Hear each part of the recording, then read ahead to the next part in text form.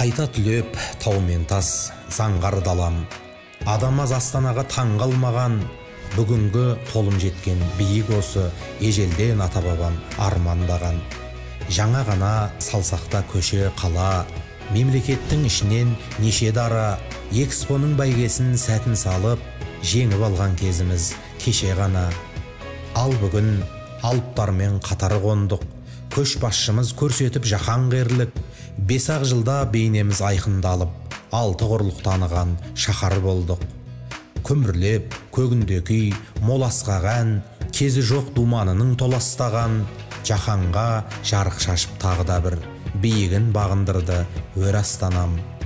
Байтақ ел басы бостан дүлдүл азат, көп күтті осынау бір күнді ғажап, ақыры ақ түйенің қарнын жарып, аспанға бөркін атты күллі қазақ. Бағытымыз жарқырап, күн дидарлы, шарымыз бен бағымыз бірдей жанды. Мұрынын шүйірген кей мемлекеттер мұхит асып жеткенін білмей қалды. Құшағын күліп ашса кең ғасырым, Алла бізге басшының берді асылын. Елге осындай жақсылық келіп жатыр, ерекше еңбегімен елбасының.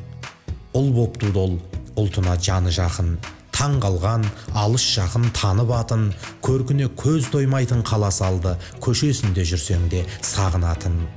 Басшы көп ата жұртын майдан қылған, асығыс аз уақытта жойған қырған, ал нұрағам алаштың қамын ойлап, ақылменен сабырмен байлам қылған, жұдырық боп жолыққан талайларды аялы алақанға айналдырған. Бірлік қана бастауы ырыс құттың, осын ойлап ордамды дұрыс тіктім, арқаға әлем жұрты басын қосса, арқасы ол татулық пен тыныштықтың. Тәуелсіздік бабамның тәтті елесі, сол елес шындық болған сәттер осы, берекемен әлемнің айдынына бет түзеді алаштың ақ кемесі. Қазақстан әлемдік айдындасың, асқақтасын, беделің айбындасын, төртелі маңдайдағы жаппар ем, 5 елі бақытыңды тайдырмасын.